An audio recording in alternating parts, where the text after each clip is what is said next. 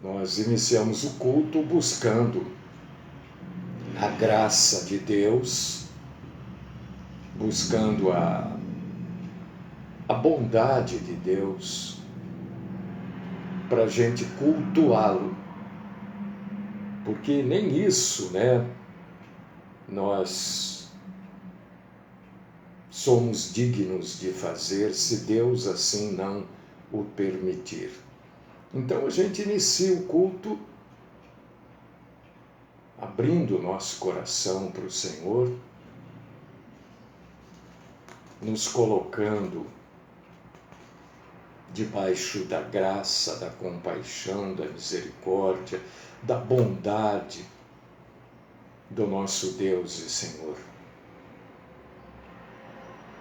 Grato, Senhor, por mais esta oportunidade. A gente vê isso, essa condição de estarmos aqui, como uma oportunidade que o Senhor nos dá.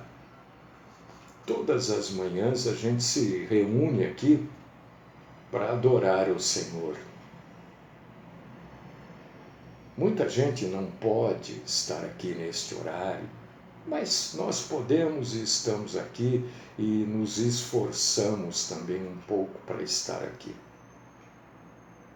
Aceita-nos, Senhor, como adoradores. Aceita-nos porque nós sabemos que por nós mesmos não temos sequer esse direito de nos apresentarmos ao Senhor. Sabemos que podemos nos apresentar ao Senhor pela Tua compaixão, pela Tua graça, pela Tua misericórdia. E nós te agradecemos por isso. Recebe-nos, Senhor, como a igreja do Senhor. Fala conosco, ajuda-nos a, como igreja, crescermos um pouquinho que seja mais na graça, no conhecimento. Ajuda-nos a te conhecermos um pouco mais, para mais e mais te amarmos. Perdoa, Senhor, todos os nossos pecados, as nossas fraquezas, mazelas, orgulho,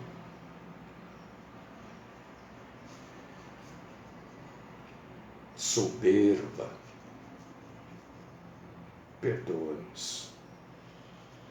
Muitos de nós precisam de tudo isso e muito mais para se sentirem amados. Nós sabemos que o Senhor nos ama porque o Senhor é bom, não por mérito nosso. Fala conosco. Afasta de nós, Senhor, a mentira e os mentirosos também. Esta é a oração que eu deposito aos teus pés. No nome do Cristo Jesus. Amém.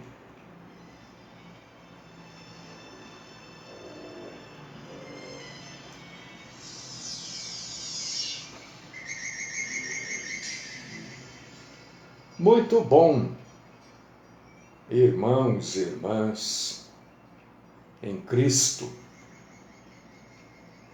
este grupo, esta reunião de pessoas batalhadoras pela verdade bíblica,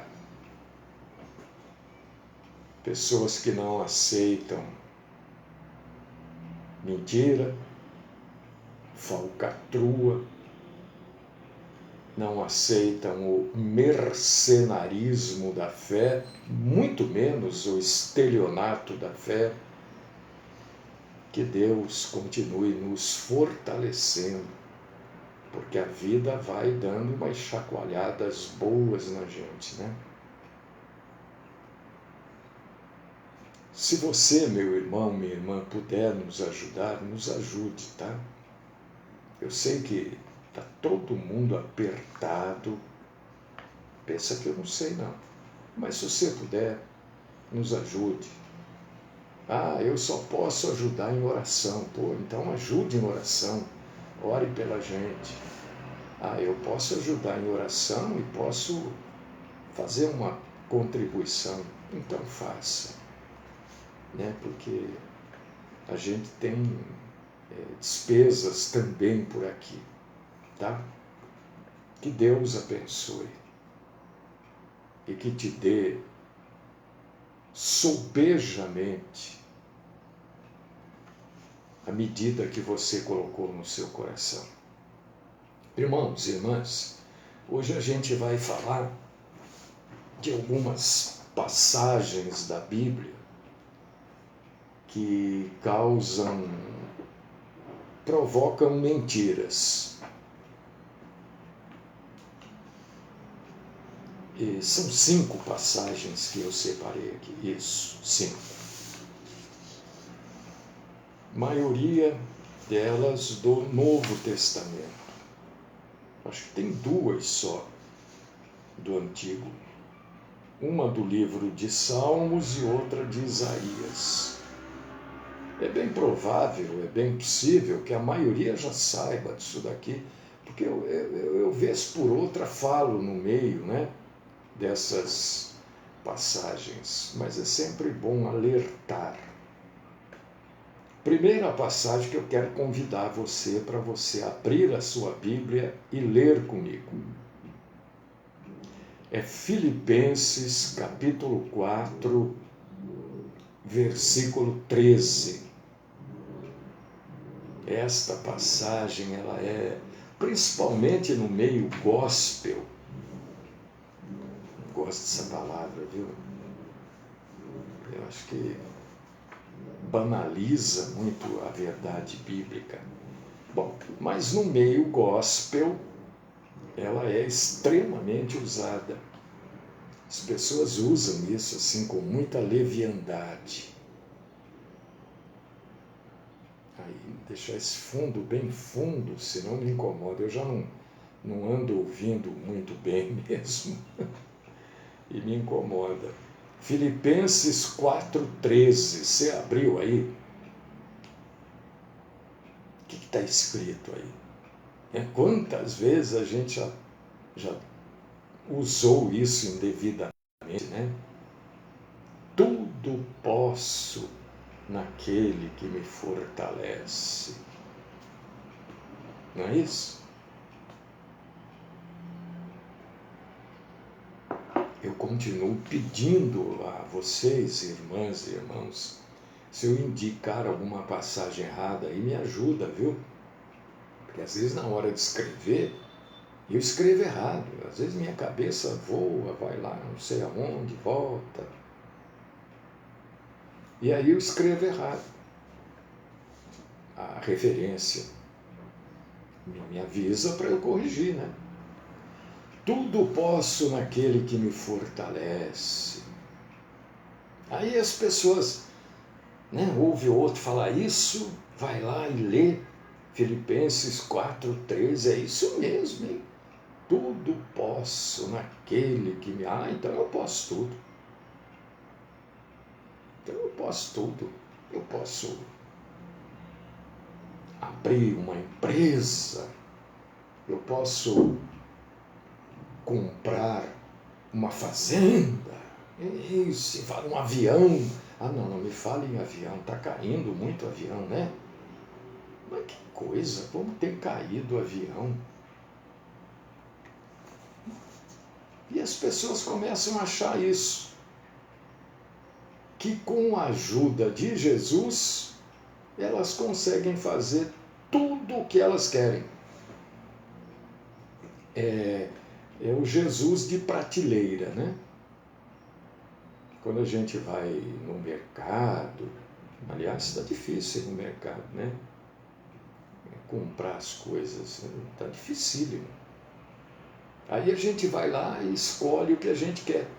Pega lá o que quer e o que pode comprar também.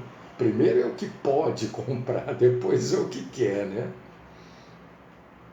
E E parece que Jesus é assim. O sujeito dá uma oferta, faz uma campanha, né? Queima o pedido, joga sal grosso, e Jesus resolve tudo que o sujeito quer, tudo. Ele tem dívida, ele faz isso, dá o dízimo, vai, não sei o quê, faz uma oferta de amor, não sei o quê, não sei o quê. Aí ele vai lá no banco, a dívida some. É o Jesus estelionatário. É porque sumiu uma dívida, alguém escondeu essa dívida lá. Você vê que é impossível essas coisas acontecerem. É impossível. Ah, mas para Deus nada é impossível. Mas Deus não é estelionatário. Porque se há uma dívida, ela está registrada lá. O Mário deve tanto. Pô, não some a dívida. Jesus não imprime papel moeda.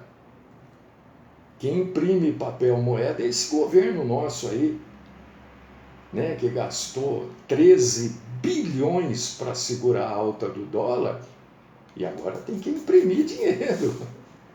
Lastro. Lastro não tem nem lastro, né? Porque esse dinheiro saiu do lastro que tinha. Então, é o Jesus que faz tudo que o homem quer. O Jesus destas seitas, destas máquinas de dinheiro, que são essas denominações, mundial do poder de Deus, esse da graça, universal, e todas que seguem essa linha aí, são tantas. Isso é máquina de dinheiro. Isso não é denominação cristã. Quando não, é baixo espiritismo. Nem sei se pode falar baixo espiritismo, né? Mas nos livros que eu li para aprender o pouquinho que eu sei, esses termos eram usados. Mas isso não é verdade. O tudo posso naquele que me fortalece está dizendo que Paulo podia viver contente em todas as situações, tanto de fartura como de necessidade. Se você ler os versículos anteriores, você vai ler exatamente isso que eu estou falando. Em todas as circunstâncias, ele estava contente. Porque ele podia não ter pão, ele podia não ter um terno novo, ele podia não ter um tênis novo, mas ele tinha Jesus. E a felicidade do cristão verdadeiro, porque existe a maioria, presta atenção, você não precisa concordar comigo, hein? Eu não preciso falar isso todas as vezes, mas ninguém é obrigado a concordar. A maioria daqueles que se denominam cristãos, crentes, não sabe nem o que são, né? Então a felicidade do verdadeiro cristão não depende da situação material. Então usar Filipenses 4:3, tudo posso naquele que me fortalece, esperando conseguir coisas do nosso Senhor, primeiro que é uma grande imbecilidade. Segundo que é um engano fatal. Fatal. Então esta passagem, tudo posso naquele que me fortalece, Paulo está dizendo que o verdadeiro cristão pode passar, e grande parte de nós passa por necessidade. Passa mesmo. Eu já passei várias vezes e continuo passando, né?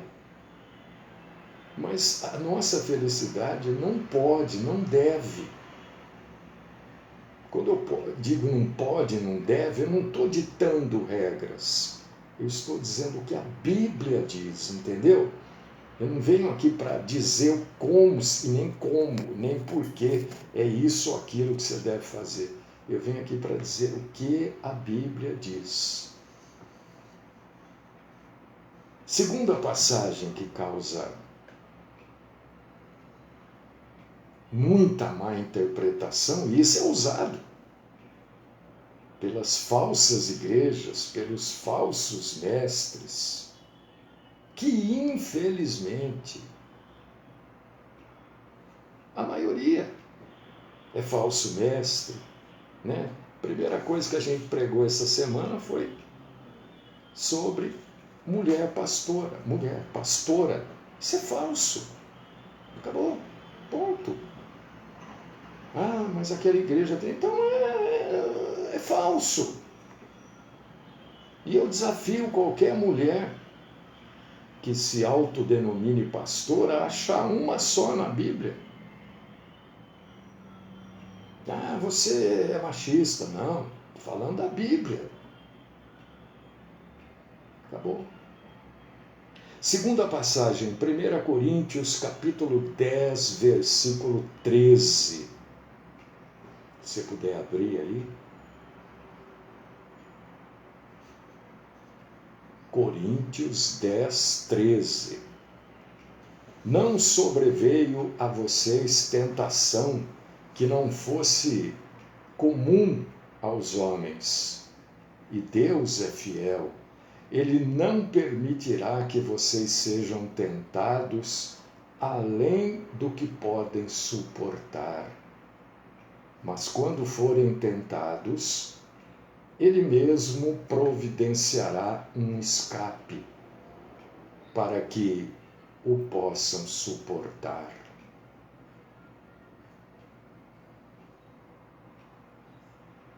Interpretação errada é que não há dificuldade que a gente não possa suportar.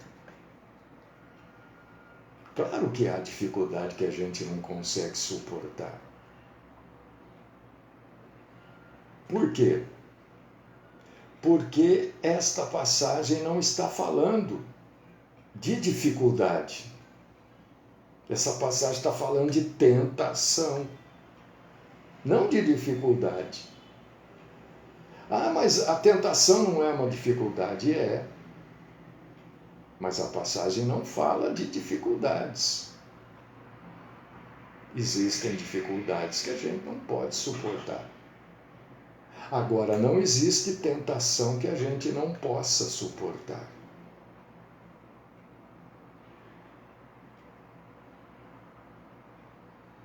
Porque se você ler o versículo anterior de Coríntios 10, 13, o que você vai ler? Pode ler aí, meu irmão. Pode ler aí, minha irmã. Você vai ler sobre o grande perigo da gente ficar muito confortável, sabe? De estar sempre dentro da nossa zona de conforto. Não estar alerta contra a tentação. E olha, tentação é toda hora. Todo instante. Acho que há umas 2 semanas atrás, eu falei, foi dia 17 de dezembro, sobre os inimigos do casamento.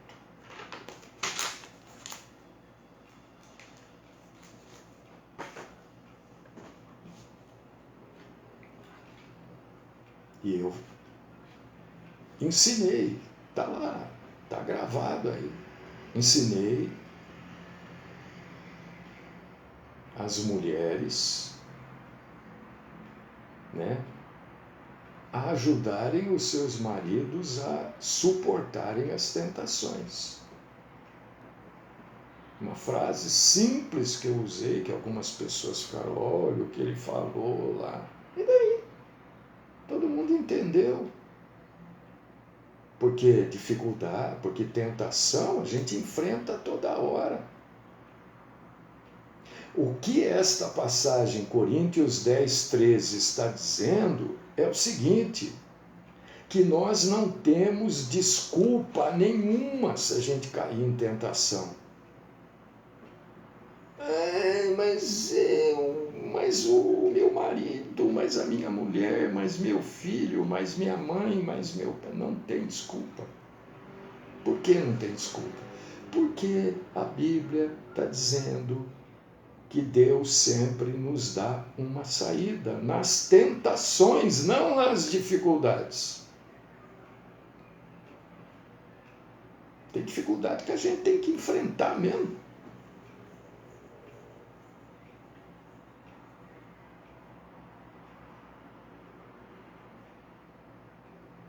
A gente não pode desculpar o pecado com uma falta de opção. Eu não resisti. Você não resistiu porque você não quis. É assim que funciona. E pode ser comigo, com qualquer pessoa. Porque a Bíblia diz que o Senhor sempre providencia um escape.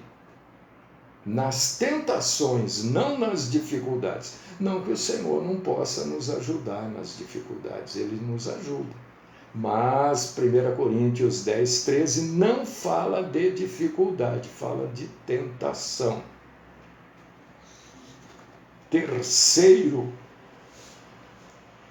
Terceira dificuldade bíblica que as pessoas gostam de usar, né?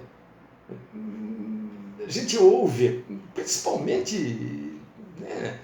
Nossa, pessoas que querem parecer muito espirituais, né? Toda hora citam um versículo bíblico.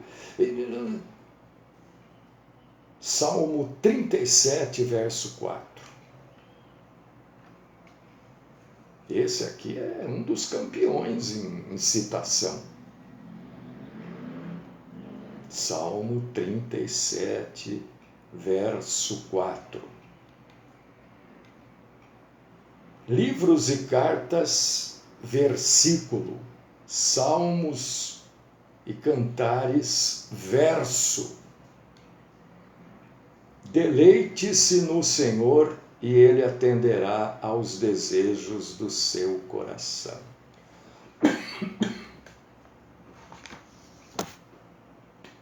Então posso desejar qualquer coisa.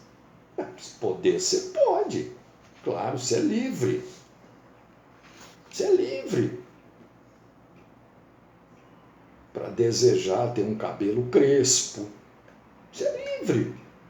Para desejar ter um cabelo liso. Mas isso não quer dizer que você vai ter, não. Mas lá não está dizendo que eu me agrado do Senhor e Ele satisfaz até aquelas coisas. Tá. Mas você está entendendo errado o que está escrito. É porque as pessoas entendem assim. Salmo 37, verso 4. Deleite-se no Senhor e Ele atenderá ou fará os desejos do teu coração. As pessoas entendem assim. Se eu obedecer a Deus, Ele vai fazer tudo que eu quero. Não é? Mas não é assim. Você está entendendo errado. O Salmo está dizendo o seguinte: se o seu prazer está em Deus, e é muito difícil o nosso prazer, a nossa alegria estar em Deus. É difícil. É difícil. Raramente a nossa alegria está no Senhor.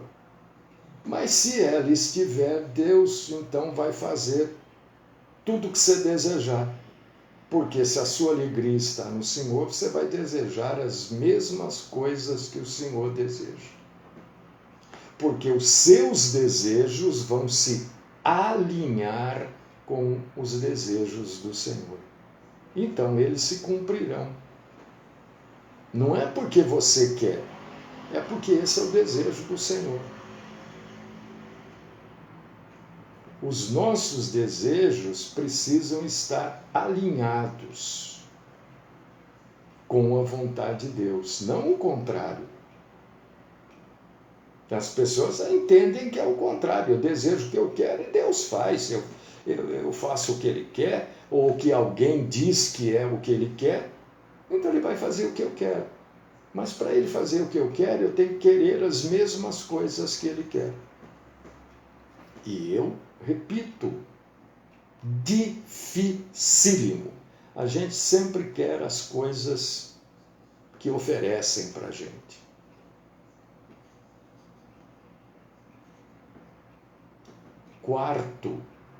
Quarta passagem, que, meu Deus, o que eu já ouvi nem sei o adjetivo que eu vou usar aqui, viu? Isaías 53, 5. O pior é que está cheio de pastor na internet usando isso daqui. Eu não sei, não entendo. Mas não tenho que entender nada, né?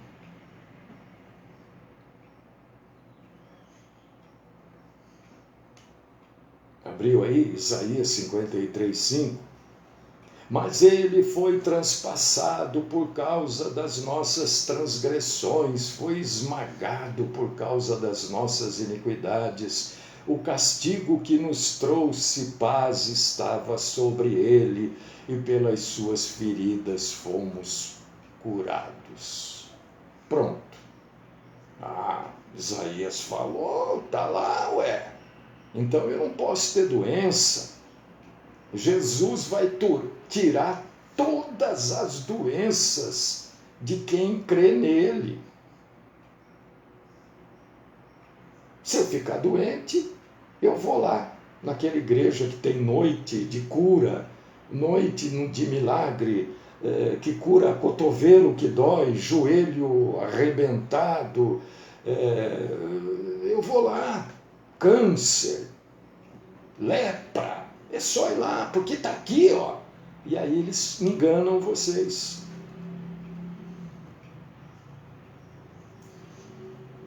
É duro ouvir isso, né? Mas é a verdade. É a verdade. Mas como é que o que você está falando é a verdade e o que eles falam não é a verdade? Simples.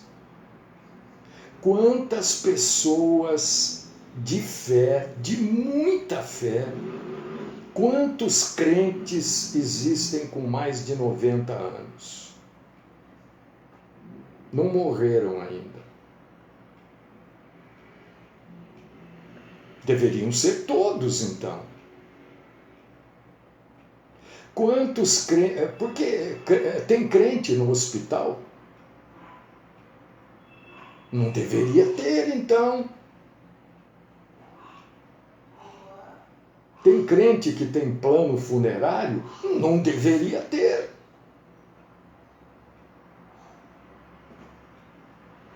Mas é mentira. Não é isso. Jesus não tira as doenças de quem crê nele. Não é verdade. Mas lá na Bíblia... Mas Jesus fez... Se eu tiver errado, você me perdoe. Eu vou errar por um. Ou para mais ou para menos. Eu acho... Eu não tenho certeza, por causa disso que eu estou usando, eu acho. Que Jesus fez 35 milagres. E o 36º ele fez com ele. Se eu errar, é por um. E por que Jesus fez esses milagres? Para provar a divindade dele. Não é para deixar para a gente aí que ele cura todo mundo que está doente. Então, crente não morreria. Crente não precisaria de hospital. Por que crente tem plano de saúde? Eu não tenho. Mas crente tem plano de saúde. Mentira. Eles enganam vocês. esta passagem, na verdade,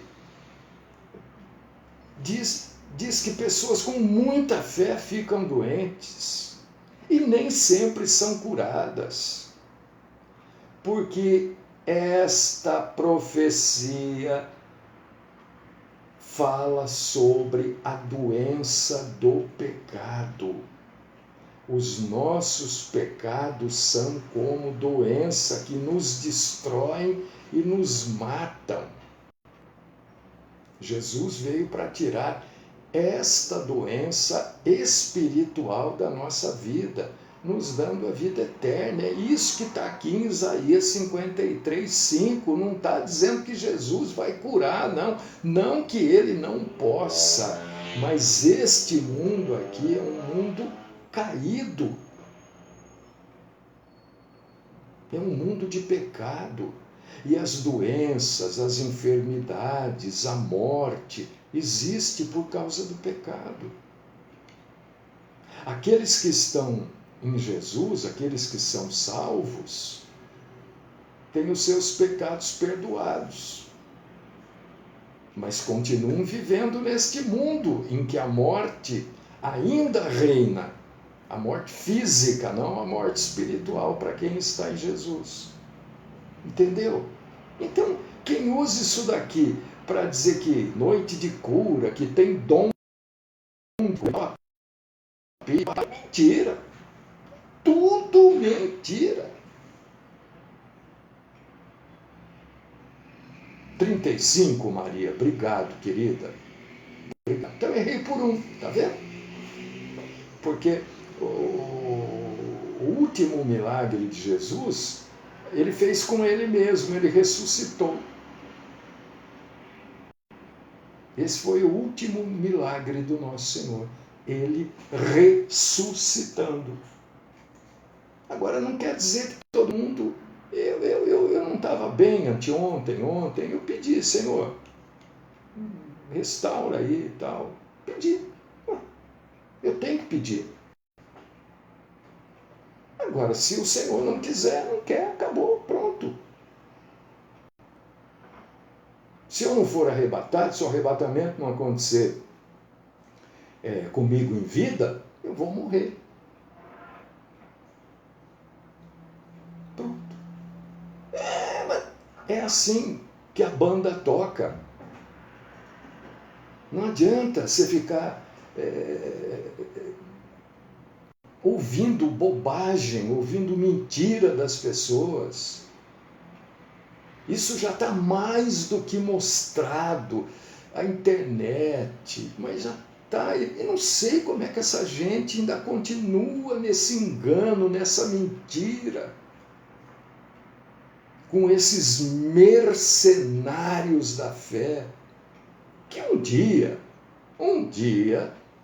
Deus vai se entender com eles. É verdade, Alexandre, né?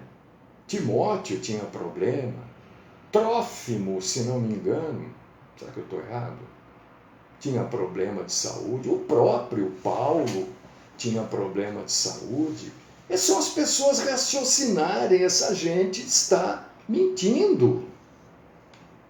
Não quer dizer que Jesus não cure, mas você ora. Se Jesus quiser te curar, ele vai curar com você orando. Você não precisa ir lá numa noite de cura e não sei o quê, tudo aquilo, né, que nunca acontece sem o pedido das ofertas generosas, né?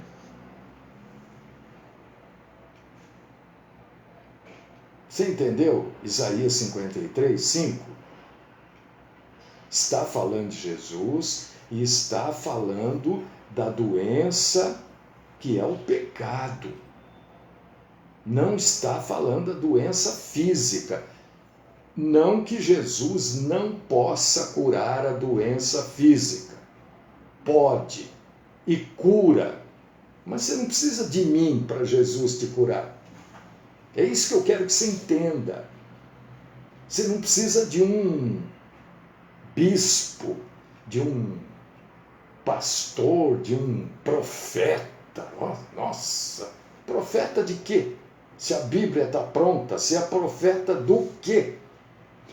Mas Paulo, ora, quando Paulo escreveu ali, a Bíblia ainda não estava pronta. Tanto é que não estava pronta, que aquilo que ele escreveu está na Bíblia. É só a gente pensar. Mas tem dom. Então, ele escreveu. Porque não estava pronta a Bíblia.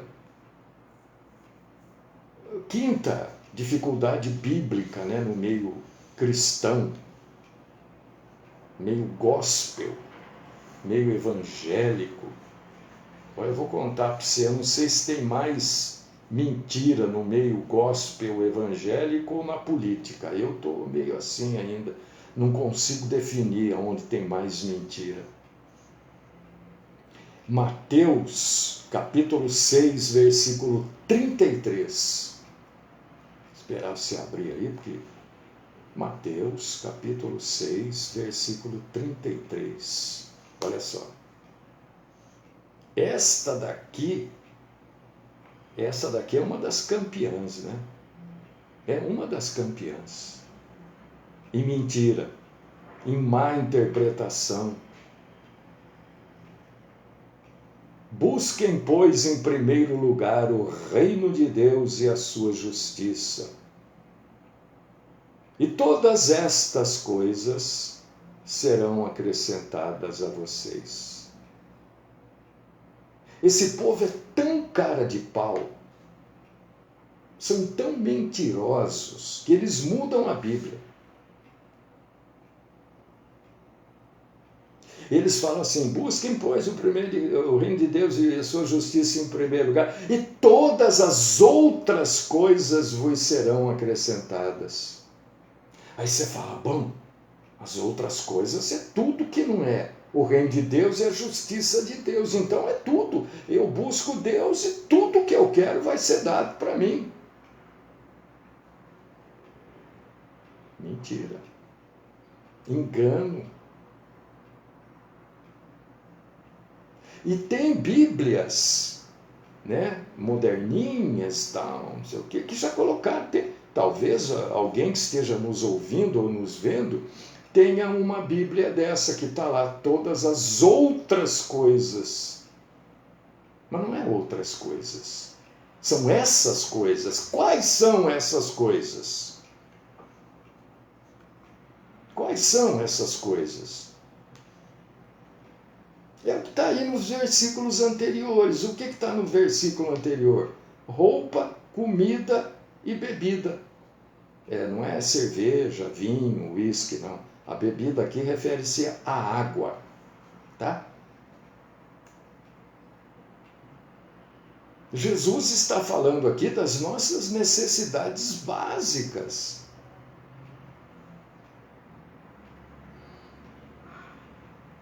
Não, você está errado. Não estou errado, não.